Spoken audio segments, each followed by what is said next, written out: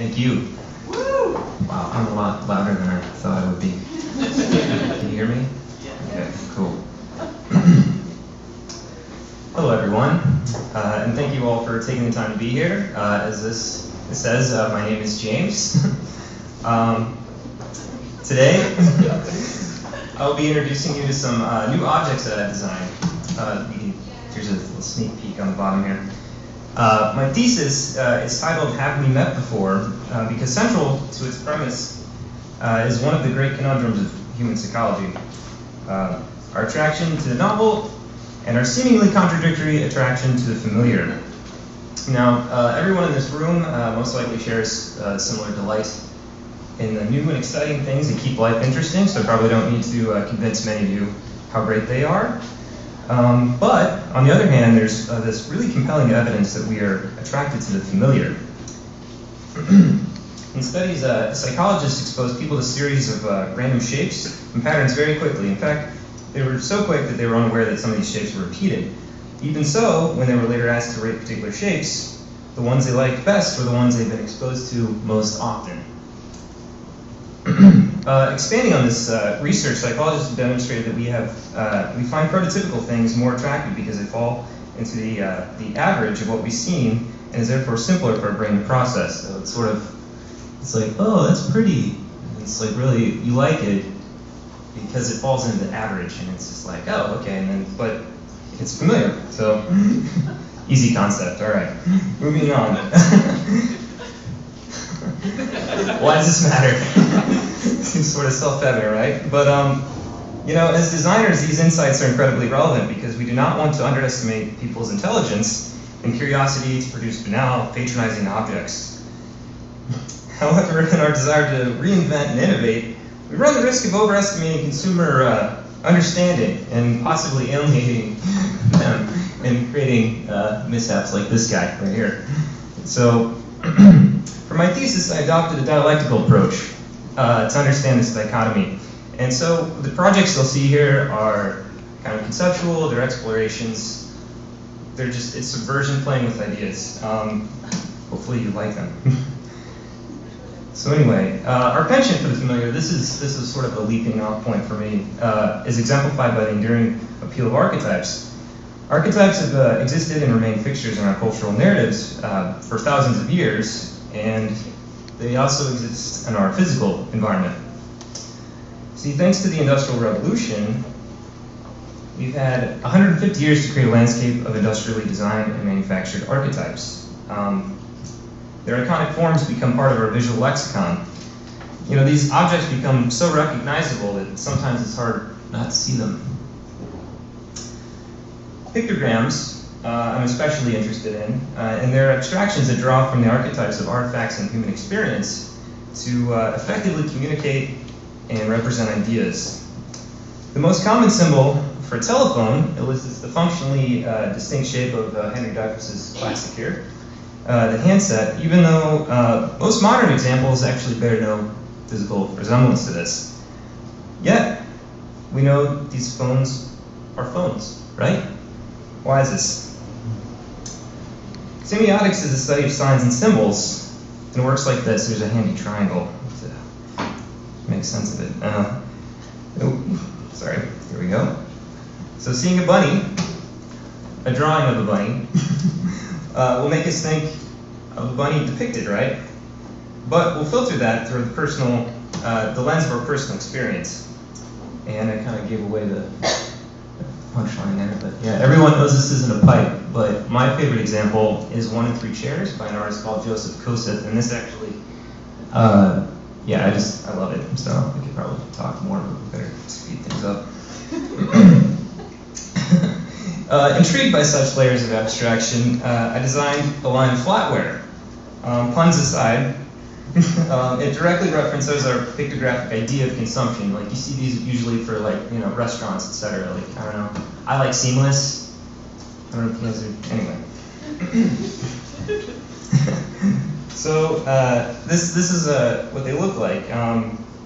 These prototypes are 3D prints comprised of stainless steel and infused with bronze from Shapeways. Yay, Shapeways. Cool. But I cleaned them up a lot. So Yeah, they're polished, buffed, and blackened. And it features a spoon of sort of an absurdly flat proportion. So good luck eating soup. Anyway,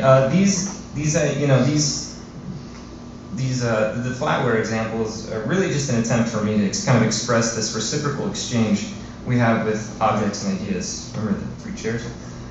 Anyway, imbued with meaning and idiosyncratic syntax, products communicates us through visual language. This language shapes perceptions of how these objects are used and understood, and we learn it through time and repeated exposure. Now, most of you are probably familiar with this term. Donald Norman coined it. It's been very popular with the ID set and user experience designers. He termed this, the affordances is used to describe how an object may suggest just how it should be interacted with. For instance, a chair affords sitting, it's affords support, buttons are for pushing, etc. So inspired by this, here's a little film I put together that documents some of the familiar interactions that help inform and reinforce our notions of how products should be used. I like to think of these moments as the archetypes of experience. So, here we go.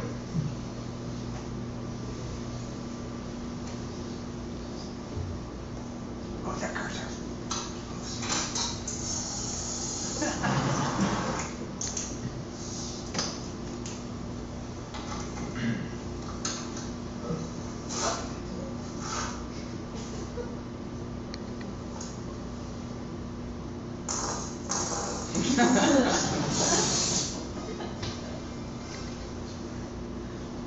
So, when affordances are used, we know exactly what to do just by looking. No picture, no label, no instruction, etc., right? But which direction would you guys flick to turn this on? What do you guys think? The other way. Left. Left? Why? Right for Or on, right? left for off. Okay, you think so? Based on your question. Okay. just wanted to throw that out there. All right, so I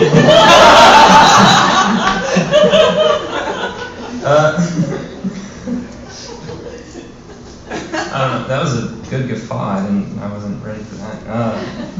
Moving on. Water glasses and wine glasses have the same essential function. They're a temporary container for liquid. Their form's pretty different though. And wine connoisseurs know the distinct silhouette, of wine glass is not without a specific function. Well, I wanted to smudge the line between these familiar forms and their functions to examine the space in between. Go. There we go. Ooh, yeah. So I purchased the archetypal water glass on the left and an archetypal wine glass on the right there, and I derived these sort of interpolated forms from that. And I wanted to see, what forms would emerge. So after figuring that out, I had some wonderful people actually make these for me. So this is a line of glassware that is inspired by this. And these are the rejects. These are the ones that didn't make it. And it's, I don't know, it's sort of a poetic fashion. I like to think that these are interpolations as well. Like they're sort of interpretations. We're on their way to get there, right? So this is what the final ones look like.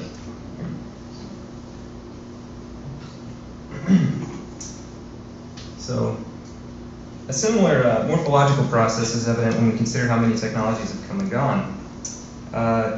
They leave behind a visually rich catalog of ephemeral archetypes, such as a camera, sound playing devices, and of course telephones, one of my favorites. These products boast robust formal languages, yet as these technologies converge, their physical distinctions kind of become superfluous. So I was wondering how we could assign meaningful form to a technology that could assume any shape. So I had this idea: a hard drive in the shape of a flask. Though the idea flirts a little bit with kitsch, I think that this is an example of a functionally appropriate appropriation of a design language. I didn't want to produce like a specific kind of flask. I just drew from sort of the idea of flask, because it's appropriate to my thesis so far. But I was inspired by the inherent sort of ergonomic and minimalist features that are just that are so flasky, if you will. And I mean, some of you might be like, dude, why design a hard drive, man? The cloud, Spotify, Netflix. We don't need to own anything, right? I think the sort of the nature. All right. What thesis? Seriously, guys. I think the data you choose to keep offline will be that much more personal, and you'll want to hold it closer to you. So really, I think these soft contours and the body-hugging form of the flask seem suitable. They afford, if you will, the vessel's intimate potential for carrying data.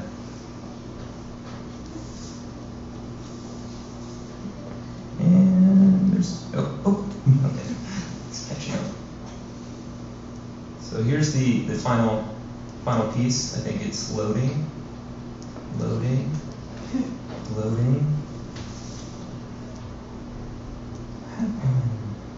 Here, okay.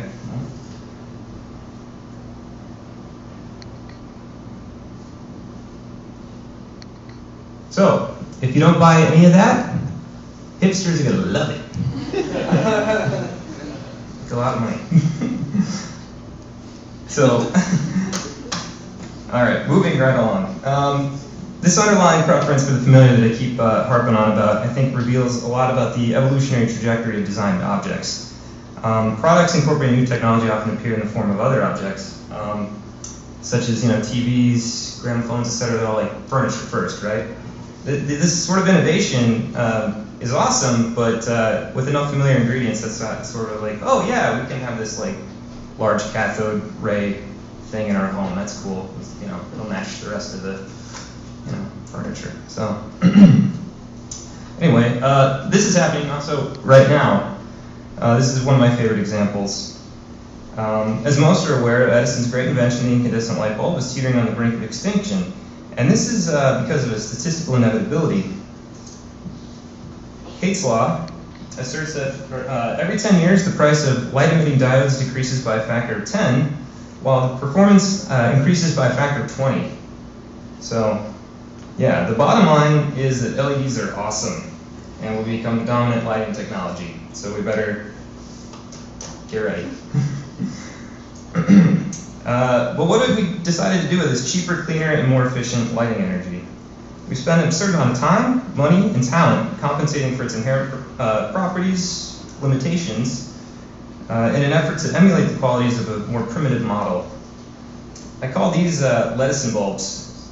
For no reason yeah, I mean, it's, anyway.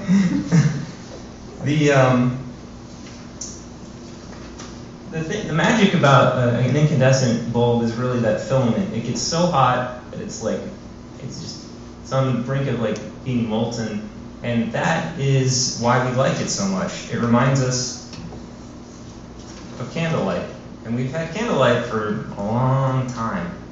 But we haven't had LEDs with their narrower beam angles for as long, and the spectrums. We haven't figured out quite how to make it super appealing. But remember, they're awesome, so they're going to win. These are designs that sort of address the shortcomings, like this narrow beam angle. And I think they can look kind of silly. And this is actually like the preeminent, this is like the bee's knees right now. The switch one, it has an integrated heatsink.